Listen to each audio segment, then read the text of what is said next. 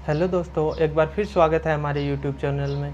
दोस्तों, पिछले वीडियो के अंदर अपन ने जर्मनी के एकीकरण के बारे में चर्चा की थी। आज अपन इस वीडियो के अंदर इटली के एकीकरण के बारे में चर्चा करेंगे। एग्ज़ाम की दृष्टि से इटली का एकीकरण और जर्मनी का एकीकरण दोनों ही काफ़ी इम्पोर्टेंट क्वेश्चन है। लगभग क्वेश्चन इनसे ही बनता है। तो दोस्तों, शुरू करते हैं अपन इटली का एकीकरण। उससे पहले आपसे एक रिक्वेस्ट है, अगर आपने चैनल को अब तक सब्सक्राइब नहीं किया है तो चैनल को सब्सक्राइब ज़रूर कर ले, क्योंकि अपन इसी तरह के वीडियो और बनाते रहेंगे। तो देखो, अपन बात करते हैं इटली के एकीकरण के बारे में। तो सबसे पहले अपन बात करें जर्मनी के एकीकरण में, तो जर्मनी का एकीकरण भी कुछ इस तरह से ही था कि कुछ उसमें सहायक तत्व थे और कुछ जो उनके बाधाएँ थी। उसके अलावा जो मेन समस्या थी वो ऑस्ट्रिया थी, और इसमें भी यही है कि जो मेन समस्या है वो ऑस्ट्रिया ही है। तो अपन देखो इसके बारे में चर्चा करते हैं इटली के एकीकरण में। देखो, सबसे पहली बात करें अपन इटली के एकीकरण में, तो जो नेपोलियन तृतीय था, याद हो तो पिछले वीडियो के अंदर अपन ने देखा था कि फ्रांस का जो राजा था वो नेपोलियन तृतीय था। तो इसने क्या किया, सबसे पहले जो इटली था उसको एक जगह बांधने का काम किया। अलग अलग टुकड़ों के अंदर डिवाइड था इटली, लेकिन नेपोलियन ने क्या किया, इसको 3 टुकड़ों के अंदर, छोटे छोटे टुकड़ों के अंदर बांट दिया। मतलब सारे के सारे टुकड़ों को एक जगह करके और मुख्य रूप से 3 भागों में बांट दिया। और उसके अलावा जो मुख्य रूप से इसका था कि इसमें गणतंत्र लागू कर दिया। मतलब जो इटली था उसके अंदर गणतंत्र प्रणाली थी वो लागू कर दी गई। अब देखो, इसने एकीकरण कर तो दिया, लेकिन इसके साथ ही इसने ये रखा कि इसकी मुख्य बात 3 थी। एक तो इसने क्या किया, एकीकरण करते ही या फिर एक जगह करते ही ये जो सामंतवादी व्यवस्था थी उसको पूरी तरह से ख़त्म कर दिया। उसके बाद देखो, आंतरिक व्यापार, मतलब जो इटली के अंदर अंदर जो व्यापार हो रहा था उस पे से जो प्रतिबंध थे वो सारे के सारे हटा दिए। मतलब मुक्त रूप से लोग व्यापार कर सकते थे। उसके अलावा पूरे इटली के अंदर एक समान कानून व्यवस्था लागू कर दी। तो मतलब नेपोलियन था, उसने इटली को एक जगह करके शुरुआती दौर में, ये पूरी तरह से एकीकरण नहीं था, शुरुआती दौर में इसने एक जगह करके और ये 3 व्यवस्थाएं लागू कर दी। उसके बाद देखो, ये मेरियट था, उसने एक बात कही कि नेपोलियन ही एक ऐसा पहला व्यक्ति था जिसने इटली के लोगों में एकता की भावना भर दी या फिर सबको एक करने का काम किया था। अब देखो, इसके अलावा इसके अंदर जो मुख्य बाधाएं थी वो कौन कौन सी थी एकीकरण के अंदर। देखो, पहला तो था विदेशी प्रभुत्व ना होना। मतलब इटली के एकीकरण में सबसे बड़ी समस्या यही थी कि इटली के अलावा और कोई देश नहीं चाहता था कि इटली का एकीकरण हो जाए, या फिर खुल के इटली को कोई सपोर्ट करने वाला नहीं था। दूसरी बात ये थी कि लोम्बार्डी और वेनेशिया, ये दोनों तो क्या थे, इटली के ही अधीन थे, लेकिन मेडेना और टस्कनी ये दोनों के दोनों ऑस्ट्रिया के अधीन थे। मतलब ये जो पार्ट तो था किसका, इटली का ही, लेकिन ये इस पे ऑस्ट्रिया ने अपना अधिकार कर रखा था। अब देखो, दूसरा था अपना पोप जो था वो रोम पर अधिकार बनाए रखना चाहता था। मतलब जो रोम का जो राज्य था उस पे पोप अपना अधिकार बना के रखना चाहता था, वो नहीं चाहता था कि इटली का एकीकरण हो जाए। उसके अलावा अगला पॉइंट है अपना 3 राजनीतिक इकाइयों में बटा होना। देखो, नेपोलियन ने क्या कर दिया था, इसको 3 इकाइयों के अंदर बांट दिया था। वैसे तो पूरी इटली को एक कर दिया, लेकिन 3 भागों के अंदर इसको डिवाइड कर रखा था। तो ये 3 इकाइयों को एक जगह करना भी काफ़ी बड़ी समस्या थी। उसके बाद देखो, कुलीन वर्ग था, वो ये नहीं चाहता था कि ये जो सामंतवादी व्यवस्था या जागीरदारी प्रथा है ये समाप्त हो जाए। वो ये चाहता था कि ये वापस से लागू हो। क्यों? क्योंकि जैसे ही नेपोलियन ने 3 जगह डिवाइड किया तो उस टाइम पे सामंतवादी व्यवस्था और जागीरदारी प्रथा थी, इसको ख़त्म कर दिया था। लेकिन ये जो कुलीन वर्ग था ये सोच रहा था कि अगर ये दोनों ख़त्म हो गई, सामंतवादी व्यवस्था या जागीरदारी प्रथा, तो अपने जो अधिकार है वो पूरी तरह से ख़त्म हो जाएंगे, अपने लिए काफ़ी समस्याओं का सामना करना पड़ सकता है। तो इसलिए ये कुलीन वर्ग नहीं चाहता था कि ये सामंतवादी और जागीरदारी प्रथा है ये पूरी तरह से ख़त्म ही रहे। उसके बाद देखो, राष्ट्रीय चेतना का अभाव या फिर राष्ट्रीय चेतना जागृत नहीं होना। मतलब कोई भी एक काम करने के लिए अपने को खुद के अंदर जागृति होनी जरूरी है। तो ये राष्ट्रीय चेतना का अभाव था। उसके अलावा अलग अलग क्षेत्रों के अलग अलग रीति रिवाज थे, रहन सहन का तरीका अलग था, खान पान अलग था, और बोली जो भी है वो सारी की सारी अलग अलग थी और काफ़ी विभिन्नताएं थी। इस वजह से एक होना नामुमकिन सा लग रहा था। उसके बाद देखो, एकीकरण पर एक मत नहीं, मतलब सारे के सारे एक मत नहीं थे, क्योंकि जो मेजिनी और गेरिबाल्डी चाहते थे कि जो इटली का एकीकरण हो वो एक गणराज्य के रूप में हो। मतलब जो एकीकरण हो वो गणराज्य के रूप में, मतलब एक लोकतंत्र हो और उस पर एक कानून लागू हो। लेकिन ये जियावर्टी था, ये चाह रहा था कि जो रोम पे पोप का अधिकार था तो ये पोप ही पूरे इटली पे राज करे। तो इस तरह से ये कुछ समस्याएं थी जो इटली के एकीकरण में बाधा उत्पन्न कर रही थी। उसके अलावा देखो कुछ सहायक तत्व भी थे। सबसे पहला एक संगठन था कार्बोनरी। तो ये कार्बोनरी जो संगठन था इसने महत्वपूर्ण भूमिका निभाई शुरू के अंदर इटली को एक करने में। तो देखो 1810 ईस्वी के अंदर नेपल्स ने इसकी स्थापना की थी और ये एक गुप्त संस्था थी, मतलब सबके पब्लिक के सामने नहीं थी, अकेलों ने नीचे नीचे गुप्त रूप से और एक संस्था की स्थापना की और वो संस्था क्या कहलाई, कार्बोनरी कहलाई। और इसकी दो मान्यताएं थी। एक तो विदेशियों को बाहर करना, मतलब जो इटली के अंदर जो बाहर के लोग हैं उनको बाहर निकालना, मतलब इटली के अंदर सिर्फ और सिर्फ इटली के लोग ही रहने चाहिए। उसके बाद देखो वैधानिक स्वतंत्रता की स्थापना करना, मतलब जो स्वतंत्रता है उसकी स्थापना करना। तो ये दो बातें इन्होंने रखी, लेकिन इसमें नेतृत्व ढंग का नहीं था, इस वजह से ये सफल नहीं हो सकी। लेकिन इसकी भूमिका आगे चल के यंग इटली ने निभाई। मतलब जो ये अगला जो संगठन बना वो यंग इटली के नाम से बना और ये बना था 1831 के अंदर। मेजिनी ने इसका निर्माण किया था। अब देखो जो मेजिनी था वो ये मानता था कि कोई भी देश की जो बागडोर है या देश के अंदर परिवर्तन लाने का जो काम है वो सिर्फ और सिर्फ आज के नवयुवक कर सकते हैं। मतलब जो युवा जोश है वो ही कैसे भी करके किसी भी देश के अंदर क्रांति ला सकता है। और इसने नवयुवकों पर काफ़ी ज़्यादा विश्वास जताया और काफ़ी ज़्यादा इन्हीं पे ही फोकस किया। उसके बाद देखो इसके जो यंग इटली था इसके 3 नारे थे। एक तो क्या था, परमात्मा में विश्वास करना, मतलब भगवान के अंदर विश्वास करना। दूसरा था सभी भाई एक साथ जुड़े, मतलब सारे के सारे इटली के जो भी युवा साथी थे उनको सारों को एक साथ जोड़ने का आह्वान किया गया कि कैसे भी करके सारे के सारे एक साथ जुड़ जाएं। तीसरा था इटली को मुक्त करो। ये तीसरा नारा था कि जो विदेशी है वो सारे के सारे इटली से बाहर हो जाए।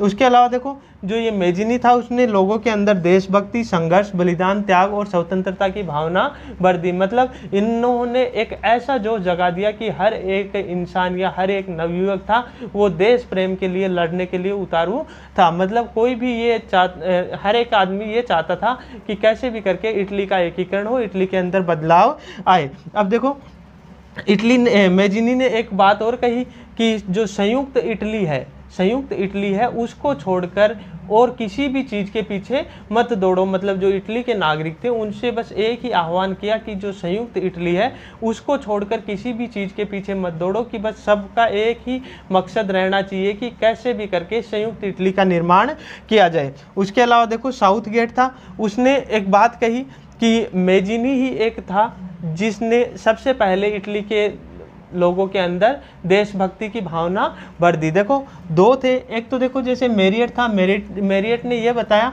कि नेपोलियन ही वह पहला व्यक्ति था जिसने इटली के अंदर एकता भर दी। दूसरा था अपना साउथ गेट, तो इसने ये कहा कि मेजिनी ही था जिसने देशवासियों के मन में स्वतंत्रता की भावना भर दी। अब देखो ये 2 हो गए। उसके अलावा देखो अगला जो आया काउंट कैमिलो ये बनाया था डी काबूर ने। तो ये जो काबूर था काफ़ी ज़्यादा माइंडेड इंसान था, अच्छा पढ़ा लिखा था। तो इसका जन्म हुआ था 1810 ईस्वी के अंदर ट्यूरिन में एक कुलीन परिवार के अंदर हुआ था, मतलब एक निम्न परिवार था और उसके अंदर इसका जन्म हुआ था। तो ये काफ़ी अच्छा विद्वान था, सेना के अंदर इंजीनियर रहा, उसके बाद एक उदारवादी विचारक, और इसने इंग्लैंड की यात्रा की और इंग्लैंड की यात्रा के दौरान उसने संसदीय प्रणाली का अध्ययन किया और ये संसदीय प्रणाली ही ये चाहता था कि इटली के अंदर लागू की जाए। उसके बाद देखो जो काबूर था उसका ये मानना था कि इटली का जो एकीकरण है वो पिडमांट के नेतृत्व में ही किया जा सकता है। मतलब पिडमांट था ये सार्डिनिया का शासक था और काबूर का मानना था कि जो एकीकरण है वो पिडमांट के नेतृत्व में ही किया जा सकता है। अब देखो ये जो काबूर था इसको आगे चल के 1847 ईस्वी के अंदर वित्त मंत्री बना दिया गया और वित्त मंत्री के साथ साथ उद्योग मंत्री भी बना दिया। उसके बाद देखो 1852 ईस्वी के अंदर विक्टर इमैनुअल विक्टर इमैनुअल था, जो अपना इटली का जो राजा था वो कौन था, विक्टर इमैनुअल था। और इसने इसको क्या कर लिया, अपना प्रधानमंत्री नियुक्त कर लिया, मतलब काबूल को और प्रधानमंत्री नियुक्त कर लिया इटली के विक्टर इमैनुअल ने। अब देखो जो काबूल था उसका मानना भी यही था कि जो अंतर्राष्ट्रीयकरण अगर अपन जब तक नहीं कर सकते एकीकरण का, तब तक एकीकरण संभव नहीं है। तो ये यही चाहता था कि कैसे भी करके एकीकरण का अंतर्राष्ट्रीयकरण हो। अंतर्राष्ट्रीयकरण का मतलब हो दूसरे देशों को साथ लेके अपन कैसे भी करके एकीकरण कर ले। उसके बाद देखो काबूल का योगदान क्या क्या रहा। तो इसने क्या किया कि जो काबूल था, काबूल के अलावा मेजिनी रहा, मेजिनी के अलावा एक गेरिबाल्डी और था, आगे अपन इसके बारे में पढ़ेंगे।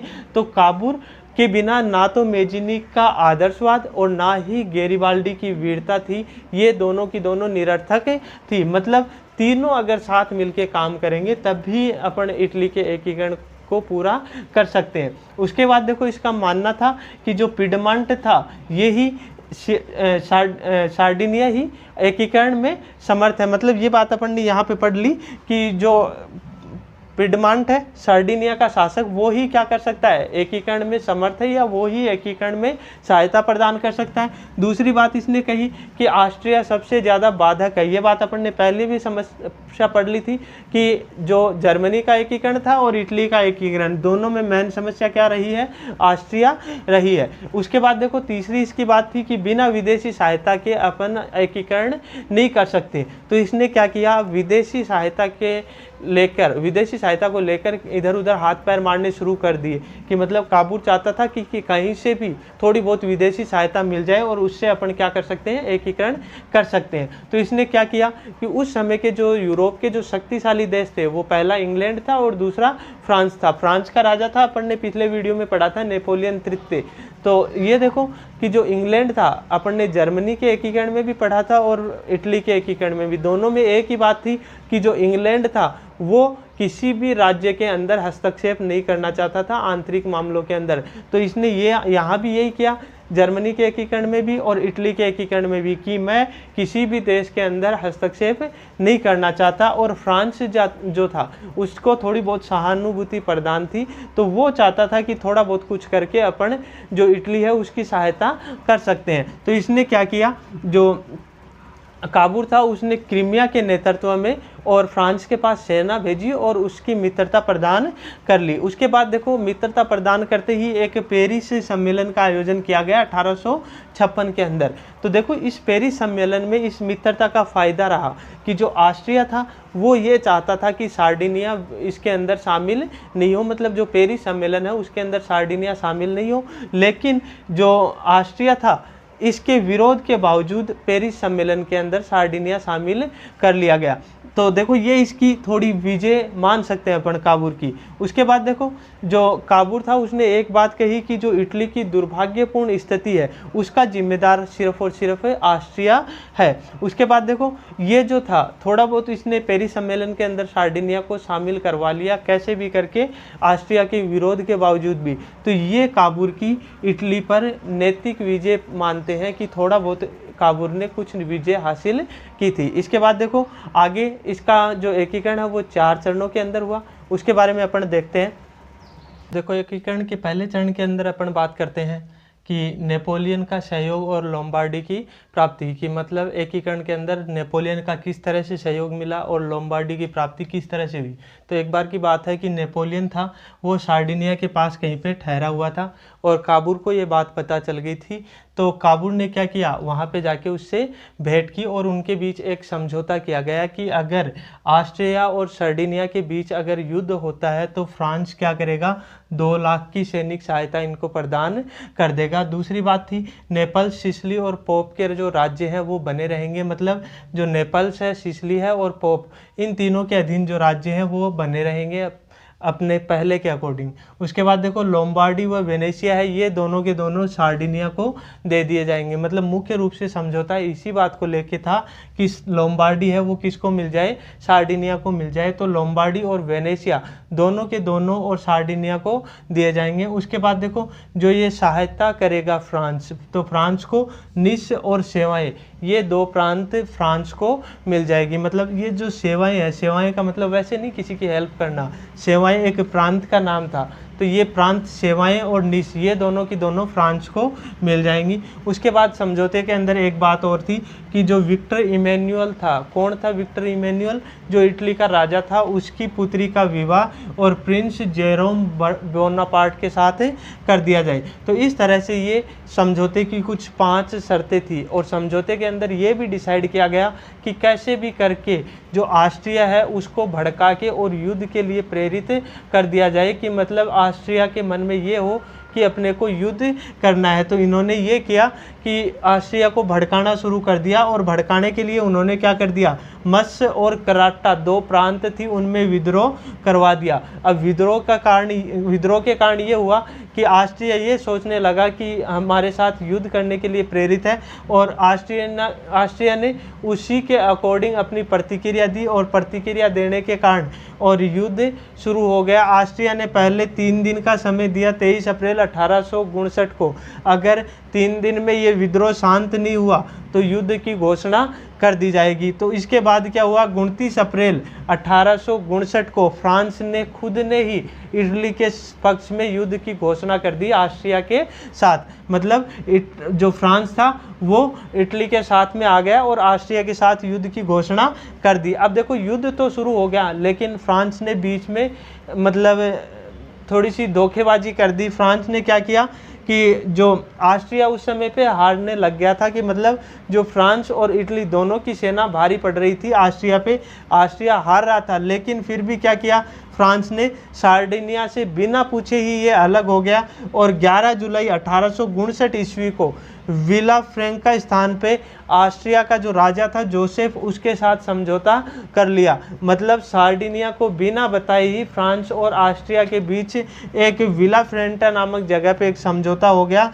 और समझौते के अंतर्गत क्या हुआ कि जो लोम्बार्डी था वो तो सार्डिनिया को दे दिया जाए। मतलब ये तो जो सार्डिनिया की जो बात थी वो तो हो गई कि लोम्बार्डी है वो सार्डिनिया को दे दी जाए, वेनेशिया है वो ऑस्ट्रिया को दे दी जाए। उसके अलावा जो परमा, मेडना और अस्कनी ये पुनः स्वतंत्र राज्य के रूप में हो और पोप के अधीन जो है वो इटली के जो राज्य हैं उनका एक संघ बनाया जाए। मतलब जो इटली के जो बाकी राज्य हैं उनका एक संघ बनाया जाए पोप के अधीन। उसके बाद देखो क्या हुआ कि इस विश्वासघात से कि देखो फ्रांस से सार्डिनिया को बिना बताए या फिर जो काबूल था उसको बिना बताए अलग हो गया, तो इस बात से काबूल था वो निराश हो गया और उसने अपना त्यागपत्र दे दिया। मतलब जो ये अपना जो इटली का जो राजा था उसने इसको प्रधानमंत्री नियुक्त किया था, तो इसने इससे त्यागपत्र दे दिया। और जो विक्टर इमैनुअल था इसने ऑस्ट्रिया व फ्रांस के साथ मिलकर 10 नवंबर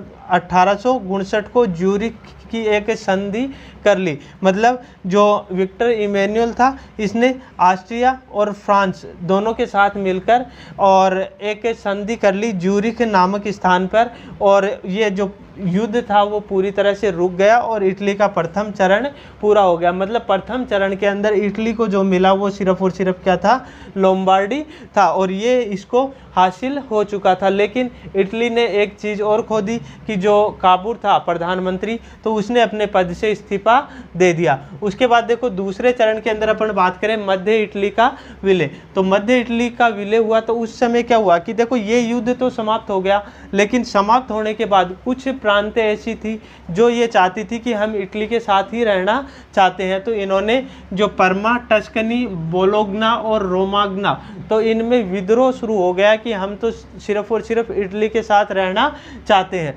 लेकिन जो ऑस्ट्रिया था वो क्या चाहता था, इन पे पुनः अधिकार करना चाहता था। तो इसलिए जो काबूल था उसने वापस से अपनी कमान संभाली और क्या किया, जो फ्रांस को निस और सेवाएं देने का वादा किया था। पहले देखो जो फ्रांस था उसको निस और सेवाएं देने का वादा किया था, तो ये वादा वापस से करके और फ्रांस को वापस से अपने में शामिल कर लिया। और शामिल करने के बाद क्या हुआ, मार्च 1860 के अंदर एक जनमत संग्रह का आयोजन करवाया गया। जनमत संग्रह का मतलब ये होता है पब्लिक की राय जानी गई कि कौन से लोग किस तरफ जाना चाहते हैं। तो जो निस और सेवाएं जो दोनों रियासतें थी उनके लोगों ने तो फ्रांस की तरफ शामिल होने की हाँ कर दी, और उसके अलावा जो बाकी प्रांतें थी जो ये परमा, मेडोना, टस्कनी, बोलोग्ना और रोमाग्ना, तो ये सारे के सारे वापस से कहाँ मिल गए, सार्डिनिया के अंदर शामिल हो गए। उसके बाद देखो जो इंग्लैंड था, इंग्लैंड पहले तो ये था कि हस्तक्षेप की नीति में नहीं था, कि मतलब वो चाहता था कि मैं किसी के मामले में भी हस्तक्षेप नहीं करूँ, लेकिन दूसरे चरण के अंदर क्या हुआ कि जो इटली था उसके साथ इंग्लैंड भी आ गया, और ये इसी के साथ देखो ये सारे के सारे राज्य थे, जो ये सारे के सारे ये सार्डिनिया में शामिल हो गए, और इसी के साथ क्या हुआ, इटली का दूसरा चरण भी संपन्न हुआ। अब देखो तीसरे चरण की बात करते हैं अपन, गेरिबाल्डी। गेरिबाल्डी था और नेपल्स और सिसिली का विलय, मतलब इन दोनों प्रांतों का विलय इटली के अंदर किस तरह से हुआ उसके बारे में चर्चा करते हैं। तो सबसे पहले बात करें अपन गेरिबाल्डी। गेरिबाल्डी का जन्म हुआ था 1907 ईस्वी के अंदर, निस एक प्रांत थी उसके अंदर। उसके बाद देखो ये जो गेरिबाल्डी था ये भूमध्य सागर की यात्रा कर रहा था, और यात्रा करते समय इटली के जो राष्ट्रभक्त थे उनके संपर्क में आ गया और युवा इटली का सदस्य बन गया। मतलब अपन ने थोड़ी देर पहले पढ़ा था कि जो यंग इटली था, तो यंग इटली का सदस्य बन गया। उसके बाद देखो इसने क्या किया, 1833 ईस्वी में एक नौसैनिक षड्यंत्र रचा, और षड्यंत्र के दौरान ये क्या हुआ, पकड़ा गया, और पकड़ा जाने के बाद इसको मृत्युदंड की सज़ा सुना दी, लेकिन ये चोरी छिपे भागकर दक्षिणी अफ्रीका चला गया और वहाँ पे छापामार युद्ध प्रणाली का प्रशिक्षण प्राप्त किया। छापामार युद्ध प्रणाली का मतलब होता है पीठ पीछे से वार करना, मतलब दुश्मन को दिखे बिना ही उस पर वार करना, क्या कहलाता है, अपना छापामार युद्ध प्रणाली कहलाती है। तो इसका इसने प्रशिक्षण प्राप्त किया। उसके बाद देखो ये 1854 ईस्वी के अंदर वापस आ गया, और वापस आने के बाद इसने लाल कुर्ती एक संगठन बनाया, और संगठन बनाने के साथ ही ये जो सिसिली था इसके अंदर इसने प्रवेश कर लिया। उसके बाद देखो जो नेपल्स और सिसिली के जो दोनों शासक थे, दोनों जगह के, वो दोनों के दोनों विदेशी थे और योग्य नहीं थे। तो इसलिए इसने क्या किया कि जो मेजिनी था और फ्रांसिल क्रिस्ची था, तो और गेरिबाल्डी तीनों ने मिलके और विद्रोह की योजना बना ली। मतलब जो ये नेपल्स और सिसिली था इन दोनों के विरुद्ध विद्रोह की योजना बना ली, और 5 मई 1860 ईस्वी को लगभग 1000 लाल कुर्ती स्वयं सेवकों के संग इसने क्या किया, सिसिली पर आक्रमण कर दिया, और आक्रमण करने के बाद खुद जीत गया और अपने आप को अधिनायक घोषित कर लिया। उसके बाद देखो जो विक्टर इमैनुअल था ये इससे मिलने के लिए, मतलब जो गेरिबाल्डी था ये इससे मिलने के लिए नेपल्स की ओर चला। मतलब ये नेपल्स जो जगह थी वहाँ पे ये विक्टर इमैनुअल से मिलने के लिए गया, और वहाँ पे ये दोनों के दोनों जो टियानो जगह थी वहाँ पे दोनों के दोनों मिले। मतलब एक तो गेरिबाल्डी और विक्टर इमैनुअल जो इटली का शासक था, और गेरिबाल्डी, तो ये दोनों के दोनों मिले, और दोनों के दोनों ने क्या किया कि वहाँ पे बैठ करके, और जो गेरिबाल्डी था उसने जो विक्टर इमैनुअल था जो इटली का राजा था इसको अपना राजा स्वीकार कर लिया, और जो अपनी जो सेना थी और अपने जो समस्त अधिकार थे वो सारे के सारे विक्टर इमैनुअल को दे दिए, और जो अपने अधिकार सारे के सारे इसको दे दिए, और इस तरह से ये तीसरा चरण भी कंप्लीट हुआ। देखो जो सिसिली और नेपल्स ये दोनों के दोनों भी इटली के अंदर समाहित हो गए। अब देखो चतुर्थ चरण की अपन बात करते हैं। तो चतुर्थ चरण के अंदर था वेनेशिया का विलय। तो वेनेशिया का विलय था, उसमें देखो पिछले वीडियो के अंदर अपन ने पढ़ा था जो जर्मनी का एकीकरण था, तो उसके अंदर क्या था कि जो ऑस्ट्रिया और पर्सा के बीच, पर्सा जो सबसे शक्तिशाली था जर्मनी के अंदर, तो उस समय ऑस्ट्रिया और पर्सा के बीच जो युद्ध हुआ तो उसके अंदर जो मतलब ये अपना इटली था इसने अपनी थोड़ी बहुत सहायता प्रदान की थी। मतलब जो 1866 में ऑस्ट्रिया और पर्सा का युद्ध हुआ था तो उसमें इटली ने पर्सा को सहायता प्रदान की थी, और उसके बावजूद क्या हुआ था कि 3 जुलाई 1866 ईस्वी को ऑस्ट्रिया जो था वो हार गया था, और उसके बाद जो प्राग की संधि हुई थी, प्राग की संधि के बाद क्या हुआ था, वेनेशिया था वो इटली को दे दिया गया था। तो इस तरह से ये 4 चरण कंप्लीट हुए। अब इसके बाद देखो 4 चरणों के बाद एक जो मेन समस्या थी वो रोम थी। क्यों? क्योंकि यहाँ पे जो पोप था उसका अधिकार था, और वो चाहता था कि पोप ये चाहता था कि इटली का एकीकरण नहीं हो। तो सबसे बड़ी समस्या थी वो यहाँ पे ही थी, और इसके बारे में कहा गया है कि रोम के बिना जो इटली है वो इस तरह से है कि जैसे बिना हृदय का शरीर हो। तो इसके बारे में देखो कि जो रोम था वो पोप के अधीन था, और यहाँ पे जो फ्रांस की सेना थी वो यहाँ पे मौजूद थी, किसके लिए? पोप की सुरक्षा के लिए। मतलब फ्रांस ये चाह रहा था कि पोप है वो एक छत्र अपना खुद का अधिकार स्थापित किए हुए ही रहे, तो फ्रांस की सेना ने इसको सहयोग कर रखा था। उसके बाद देखो क्या हुआ कि जो अंतर्राष्ट्रीय परिस्थितियाँ थी वो फ्रांस के विरुद्ध हो गई और इटली ने इसका फ़ायदा उठाना शुरू कर दिया। और उस समय फ्रांस और प्रशा के बीच 1870 ईस्वी के अंदर युद्ध शुरू हो गया। और युद्ध होने की वजह से क्या हुआ कि जो रोम में इन्होंने सेना भेज रखी थी अपनी, वो सेना इन्होंने वापस बुला ली। और वापस बुलाने के बाद भी क्या हुआ, फ्रांस हार गया। और हारने के बाद क्या हुआ, इटली का रोम पर अधिकार हो गया। तो इस तरह से जो आगे का जो कार्यक्रम था तो वो ये था कि इन्होंने अपना जनमत संग्रह करवाया, जो रोम था उसके अंदर जनमत संग्रह करवाया। और जनमत संग्रह से क्या हुआ कि जो रोम के लोग थे उन्होंने इटली के पक्ष में ही वोटिंग की और उसके बाद संयुक्त इटली की राजधानी रोम को घोषित कर दिया गया। उसके बाद देखो 12 जून 1871 ईस्वी को विक्टर इमैनुअल जो अपना इटली का राजा था, इसने संयुक्त इटली की संसद का उद्घाटन किया और कहा कि जिस कार्य के लिए हमने अपना पूरा जीवन भेंट किया वह आज पूरा हो गया। तो इस तरह से ये जो इटली की संसद थी, संयुक्त इटली थी, इसका पूरा निर्माण हो चुका है। तो इस तरह से ये 4 चरणों और रोम के विलय के साथ इटली का एकीकरण पूरा हुआ। तो दोस्तों कैसा लगा वीडियो, देख के कमेंट बॉक्स में ज़रूर बताएं, लाइक करें और अपने दोस्तों के साथ शेयर करें। चैनल पे नए हो तो चैनल को सब्सक्राइब ज़रूर कर लें।